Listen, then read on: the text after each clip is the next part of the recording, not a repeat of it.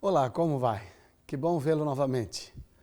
Para falarmos sobre família ou famílias imperfeitas, nada melhor do que estudarmos a palavra de Deus que constitui a família e também pedirmos a sua ajuda e orientação. Quero orar com você agora, nesse momento. Pai amado, obrigado pelo dom da vida, pelo privilégio de uma existência inteligente que tens dado a cada um de nós.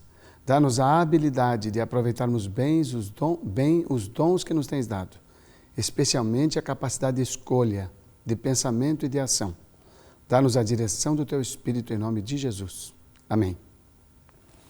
Após a criação perfeita do homem e da mulher, como tínhamos visto, o Salvador permitiu que Adão ficasse sozinho, olhasse toda a criação irracional, admirasse a sua perfeição ao seu nível e pudesse perceber que algo para ele ficaria melhor.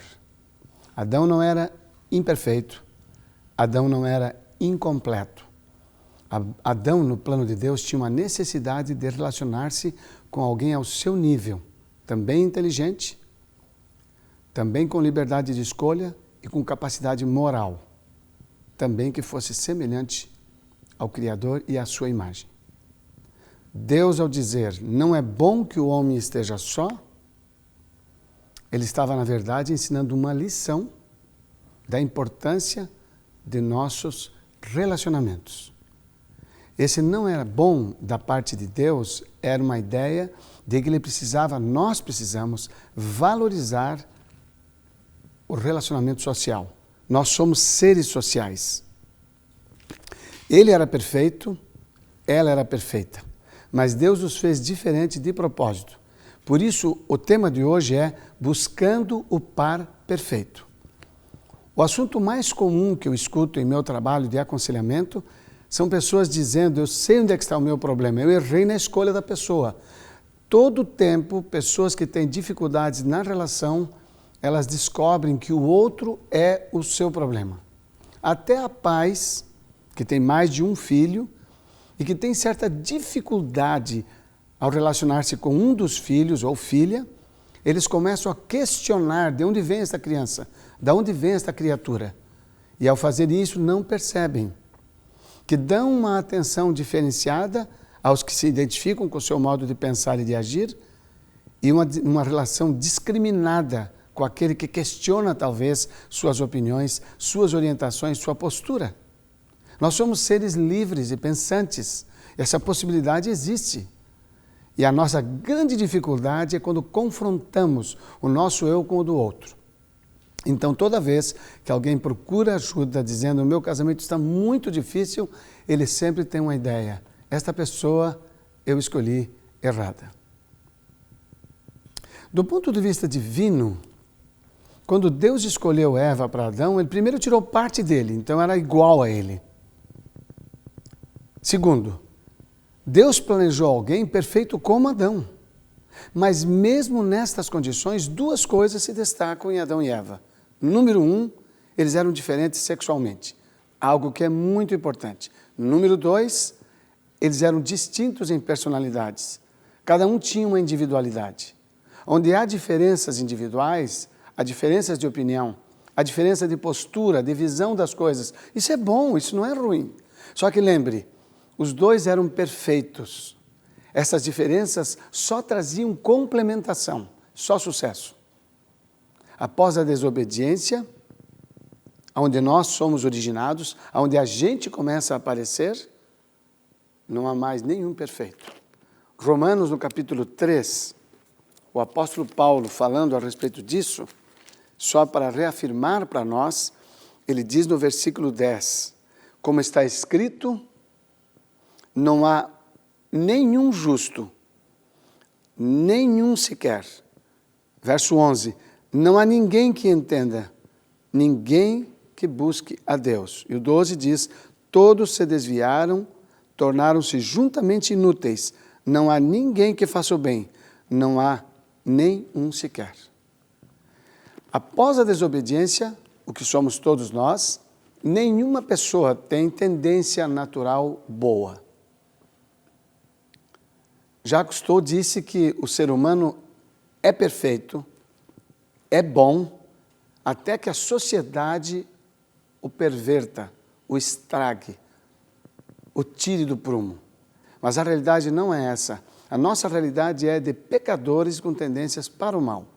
Então, relacionamentos é uma forma de nós multiplicarmos as manifestações dessas tendências, porque elas estariam quietinhas sem ninguém provocar. Com outra pessoa, elas aparecem. Tive a experiência com um casal que foi uma situação extremamente chocante. Eles eram casados, cada um tinha sua família com filhos e tudo. E um dia me chamaram porque os dois, que já tinham sido orientados em seus casamentos, os dois tinham feito uma grande descoberta. Ele disse para mim, olha, já sei o que você vai falar. Você vai falar que é paixão. Não é paixão. Isto é amor. Ele disse, na verdade, nós fomos feitos um para o outro. Apenas estávamos em lugares trocados, em lugares errados. Nós não nos conhecemos no tempo certo. Cada um conheceu um outro parceiro para formar um casamento, os cônjuges, e nós agora nos descobrimos. E isto é amor. Eu disse para ele, isso não é amor. Mas eles insistiram e, infelizmente, duas famílias se desfizeram e os dois passaram a relacionar-se como um novo casal. Duas famílias quebradas, filhos abandonados, cheios de traumas emocionais, especialmente que a relação deste pai com os filhos era muito boa, muito íntima, muito amistosa. Foi uma perda gigantesca. Não se passou muito tempo. Menos de 6 meses, ele me procurou bastante preocupado e ansioso. Ele disse, eu errei. Você estava certo. Era paixão mesmo. Eu quero que você me ajude, eu preciso restaurar o meu casamento. Eu quero recuperar a minha família. Me ajude, por favor. E nós começamos, eu fiquei extremamente emocionado. Foi um trabalho difícil, mas eu me empenhei com ele. Eu me empenhei com ele em trabalhar. Felizmente a esposa o perdoou, houve uma restauração. Houveram outras marcas na relação depois, futuramente, que não vem ao caso na minha referência do momento.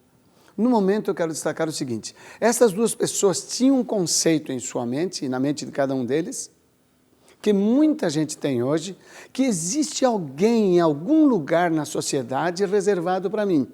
Se eu estou no Brasil, esta pessoa mora no Japão, um dia eu vou cruzar com ela e nós vamos nos encontrar. Isso não existe no plano de Deus. Isso não existe no plano de Deus, de maneira nenhuma.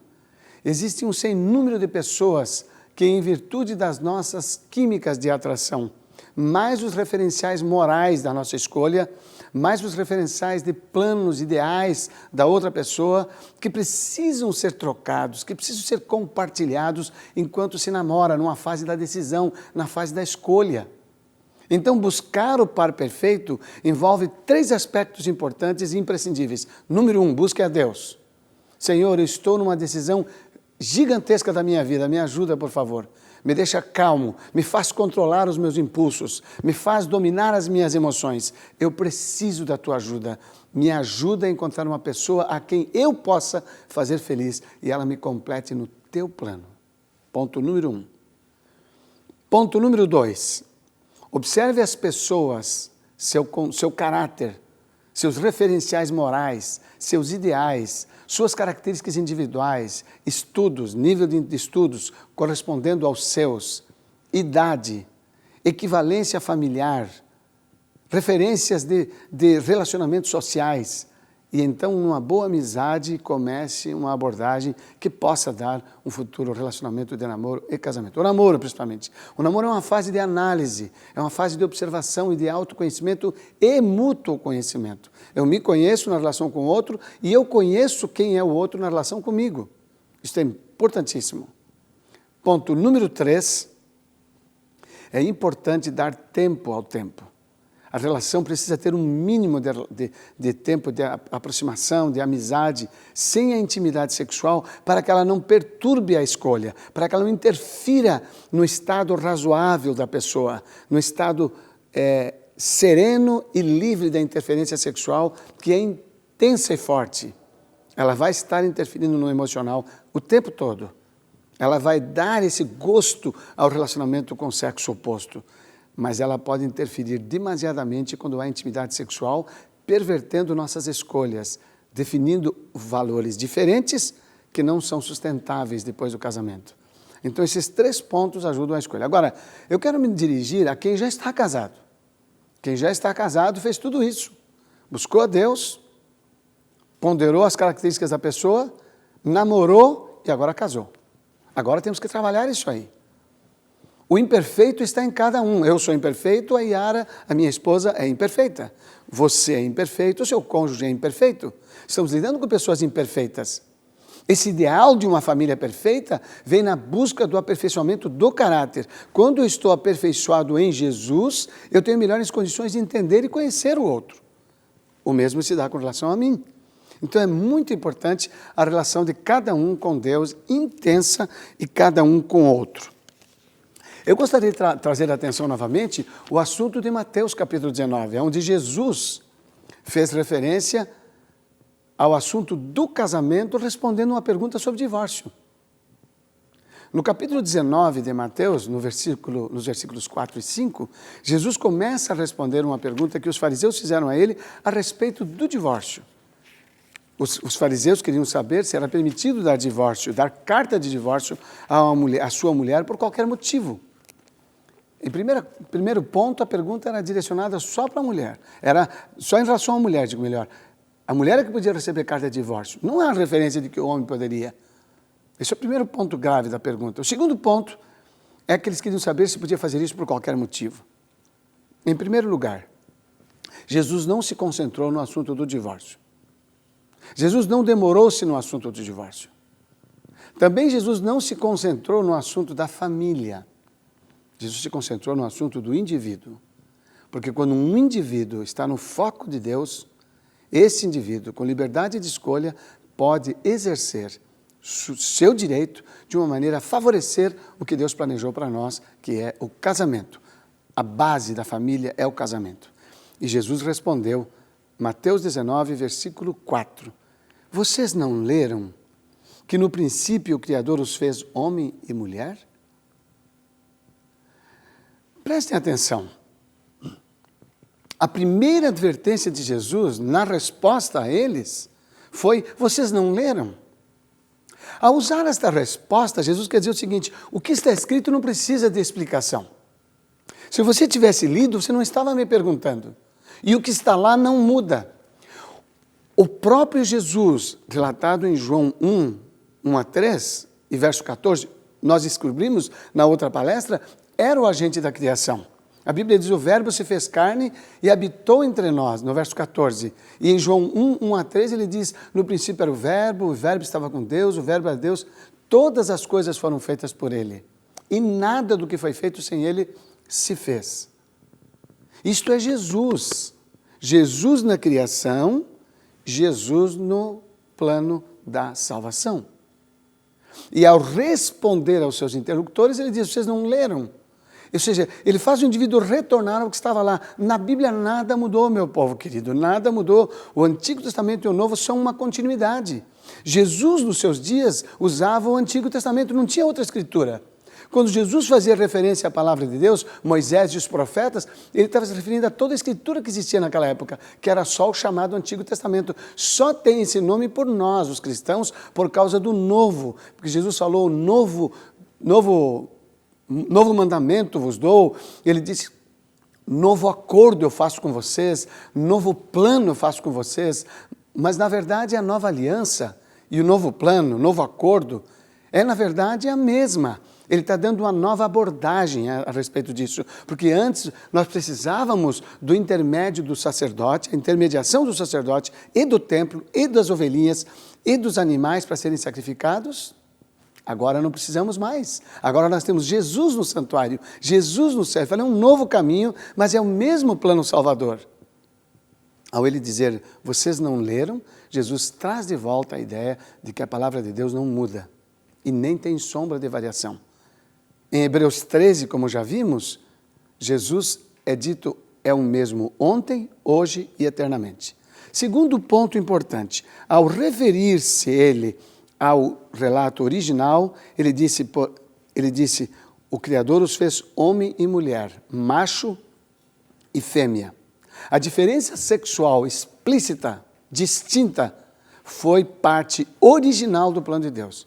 No verso 5 ele completa dizendo: por essa razão, disse Jesus, o homem deixará pai e mãe e se unirá à sua mulher. Essa razão é a diferença sexual. Por esta razão. Então, duas pessoas de sexo diferente devem ter a ideia de que, na sua maioria, deixarão suas famílias originais para se unirem a outra pessoa escolhida para a vida eterna, para sempre, forever. Jesus não estava negociando este assunto e nem estava se demorando no assunto do divórcio. Então, a escolha de uma outra pessoa que você fez foi um momento importante da sua vida. E nunca pense que foi um erro o que você fez. Com certeza, na experiência que tenho tido com os casais, com certeza, os problemas que você tem com esta pessoa que você conhece bem, inclusive conhece bem os defeitos, e que você se vê exposto em seus defeitos, porque ela os faz aparecer, por atitudes ou comportamentos que ela adota, por palavras que a outra pessoa fala, ou porque ela menciona para você as suas fraquezas quando elas aparecem. Nenhum colega seu de trabalho irá falar isso. Dificilmente o fará. E dificilmente você revelará para ele tantas coisas naturais, da sua natureza, espontâneas, como você é em casa, no seu trabalho. Nós nos vigiamos no trabalho, nós nos disciplinamos. É tão automático que nós nem percebemos. A grande verdade é que nós não estamos preparados para lidar com diferenças desagradáveis. Nós queremos até admitimos diferenças. Até admitimos diferenças. Mas a gente não admite diferenças desagradáveis. Seja do que o outro manifeste, ou do que eu seja descoberto. As minhas eu já não gosto. A do outro eu não suporto. E quando ele faz aparecer as minhas e ainda revela as dele, está tudo ruim. Mas isso não tem que ver com o casamento. Isso tem que ver com a intimidade que a ele é inerente. É uma coisa boa. Não pode haver faz de conta no casamento. Não pode haver faz de conta numa família real. Uma família verdadeira, ela vai revelar o que é e o que são cada membro dela. Não tem como esconder. As realidades são fortes e às vezes nós não estamos dispostos a isso. Jesus deixou claro para nós que as diferenças fazem parte do seu plano. E esse plano tem que ser o nosso plano. Jesus também é preciso ao dizer que nós devemos deixar pai e mãe. Há muita gente casada que ainda busca o pai ou a mãe para se aconselhar em assuntos que divergem com o seu cônjuge. Só para vocês terem uma ideia, nas estatísticas americanas, o índice número 2 para a separação de casais, para dificuldades e divórcios, é a parte financeira. E o número 3, interferência de familiares. E qual é a número 1? A número 1 é a ausência de comunicação afetiva. Falta de expressão afetiva, de uma comunicação mais amistosa, mais agradável, compreensiva, tolerante. Quando você se resolve na sua relação com Deus, quando você se reconhece como imperfeito, como você se reconhece como uma pessoa que precisa de ajuda, paciência, perdão, quando você se reconhece, você se torna mais tolerante com o outro, você se torna misericordioso e bondoso. Na relação que Paulo faz em Gálatas sobre os frutos da carne, além da prostituição, impureza e lascívia, que são as 3 primeiras marcas, no capítulo 5 da carta do apóstolo Paulo aos Gálatas, Gálatas 5, ele coloca uma série de produtos que vêm da nossa natureza sem o poder do Espírito Santo. No capítulo 5 e no versículo 20 ele diz: idolatria, feitiçaria, ódio, discórdia, ciúmes, iras, egoísmo, dissensões, facções, inveja, embriaguez, orgia e coisas semelhantes. Eu os advirto, como antes já os adverti, aqueles que praticam essas coisas não herdarão o reino de Deus. Isso é muito sério. Isso é muito sério, porque embora não possa estar fazendo idolatria, no sentido formal de um ídolo na minha casa, mas eu posso estar idolatrando o meu eu em relação ao outro. Eu posso estar idolatrando as fontes de referências que eu escuto todo dia, que eu leio todo dia, que eu vejo todo dia, como mais importantes que a palavra de Deus. Mas não é aí que eu quero me focalizar. Eu quero me concentrar na declaração de que nós temos, por causa disso, a manifestação de discórdia, ódio, ciúmes, ira, egoísmo, dissensões, invejas, coisas que são exatamente vistas nas relações das famílias, tanto na relação marido e esposa como pais e filhos. Por exemplo, pai e mãe que falam alto um com o outro, que gritam, tem crianças que gritam, são gritões essas crianças, são gritonas, elas gritam porque os pais gritam. É uma referência ensinada, é uma escola reproduzida. E chega um tempo que você não aguenta mais de tanta gritaria, de tanto descontrole. Mas os versículos 22 em diante dizem, mas o fruto do Espírito, veja que é singular, não são vários frutos. Tem o Espírito, essa gama aparece. No outro, o fruto da carne, os frutos da carne podem ter um e não ter o outro. Eu posso não ter orgia, mas eu posso ter gritaria. Eu posso não ter gritaria, mas eu posso ter inveja. Eu posso ter um e não ter o outro, mas na lista do Espírito eu tenho todos, eu não tenho nenhum. O verso 22 diz, o fruto do Espírito é amor, alegria, olha só, amor, alegria, paz, paciência, amabilidade, bondade, fidelidade, mansidão, domínio próprio. Impressionante o conjunto de características que o Espírito desenvolve em nós. O nosso grande problema é a nossa natureza herdada e comprometida pelas nossas escolhas e ações. O que eu quero deixar bem claro para você é que, por natureza, nenhum de nós vai fazer a coisa certa. A nossa natureza guerreia contra nós. Inclusive, ela é contra Deus. O apóstolo Paulo, em Romanos 8, diz que a nossa natureza é contra a lei de Deus. Então, não espere que, por natureza, você vá poder perceber no outro alguém que seja realmente seu aliado. O ataque ao que me ofende ou me desagrada é sempre visto como vindo de um inimigo. Mas eu quero lhe dizer, às vezes a descoberta do que te incomoda é exatamente a solução da sua vida, do seu caráter. Nós não estamos aqui falando de casamento meramente, nem de famílias imperfeitas. Nós estamos falando de seres imperfeitos, que precisam de um Salvador, que precisam de salvação. E é exatamente este ponto que nos incomoda. Nós queremos uma salvação sem esforço, sem batalha contra o eu, mas aí está um problema. O indivíduo sozinho, o indivíduo acompanhado, aquele que não olhar para si como alguém que precisa vencer sua natureza e suas inclinações, jamais verá a glória do Senhor. Ele disse que quem pratica estas coisas não verá o reino de Deus, não estará presente com Ele. Mas eu quero chamar-lhe a atenção ainda para o livro de Gálatas. O versículo 17 diz, pois a carne deseja o que é contrário ao Espírito, e o Espírito o que é contrário à carne. Eles estão em conflito um com o outro, de modo que você não pode satisfazer o que você quer. Você quer, mas não consegue. Você às vezes diz, tá bom, não vou fazer mais isso. Mas daqui um pouquinho você está lá, está fazendo de novo. Porque a sua natureza guerreia contra o Espírito. Se você quer uma coisa boa e a sua natureza não está aceitando, é um bom sinal, porque elas estão em conflito. Isso foi prometido quando Jesus disse à serpente que o filho, o descendente da mulher, ia criar uma inimizade. Essa inimizade é coisa boa, dentro de você, não com o seu cônjuge. Então troque a briga. Em vez de brigar com o outro, pare e diga, eu preciso brigar comigo. Eu não estou aceitando os meus problemas ainda. E não quer dizer, capacho, que só eu tenho problema, só eu tenho... Não, pare. Não vá atrás do que o outro diz. Olhe para o que você é. Avalie o que você quer mudar. Com humildade e o poder do Espírito, as coisas mudam completamente. Olha o que diz o verso 16. Pois isso eu digo, vivam pelo Espírito, e de modo nenhum vocês satisfarão os desejos da carne. De modo nenhum. Isso é coisa muito boa. Isso é coisa muito boa. Eu vou viver no Espírito e vou depender dele, quanto mais eu percebo a minha fraqueza.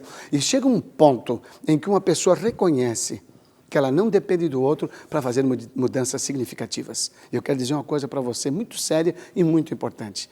Eu tenho dito a alguns casais, eu tenho dito a algumas pessoas na relação com dificuldade no casamento. Eu tenho dito, olhe bem, Se você sozinha ou se você sozinho trabalhar o que tem de difícil em você, batalhar para fazer o outro melhor, para tornar o ambiente dele melhor, ser mais compreensiva, mais tolerante, aceitar mais e se humilhar mesmo quando os dois se desentendem e a sua parte na falha, no problema, no erro seja bem pequena, admita a sua, não importa quanto é, admita, abra o caminho para um diálogo de reconciliação. E eu digo para essas pessoas, não dependa do outro, não espere que o outro faça o mesmo, faça só você. E um dos dois, e muitas vezes, eu digo para você com muita alegria e até com emoção, muitas vezes, um dos dois aceitou esse conselho, um dos dois fez isso, sentiu prazer em servir ao outro, ainda que o outro não fez nada. E houve uma senhora, recentemente, há 3 meses atrás, que ela me disse, escuta, e daí o que aconteceu? Ela falou, eu estou fazendo o que você disse, não imagina o quanto está sendo bom. Falei, e o outro? Ele falou, não fez nada. Ele não fez nada? Não, ele não está fazendo nada. Mas não faz questão para mim, pastor. Não faz nenhuma diferença. Eu estou me sentindo bem por fazer o que eu tenho que fazer. Eu estou bem. Não demorou mais 2 semanas e aquele marido já estava fazendo também a sua parte, porque caiu a ficha, porque o outro se colocou numa posição de utilidade para Deus. Você pode estar numa posição de utilidade para Deus. E você talvez descubra que o segredo não é encontrar a pessoa certa para ter um casamento feliz, mas é ser a pessoa certa. Eu quero ser a pessoa certa para a Yara. E eu não tenho que me preocupar o que ela quer ser, eu quero ser. Porque diante de Deus eu vou ser visto como alguém que está lutando para vê-la feliz, para ver dele a manifestação do caráter em mim. Por natureza não serei isto, mas pela sua graça posso ser. Imperfeitos? Sim. Mas com a perfeição de Jesus vivo não mais eu, mas Cristo vive em mim. Eu quero orar com você, porque eu sei que agora você parou para pensar. E eu quero orar sobre a importância de você se conscientizar a buscar a sua palavra todos os dias. Orar por si, orar pela sua relação e orar pelos outros na sua família. Curvemos a fronte para isto. Pai amado, obrigado porque nos fizeste diferente. Obrigado porque temos autonomia de pensar e de escolher. É duro, Senhor, muitas vezes, lidarmos com isso em nós mesmos. É duro e difícil, mas ajuda-nos a quebrar este egoísmo, este orgulho e presunção e dá-nos a humildade de Jesus e a disposição de serviço para amar e salvar na salvação que Tu nos dás em Cristo Jesus. Amém.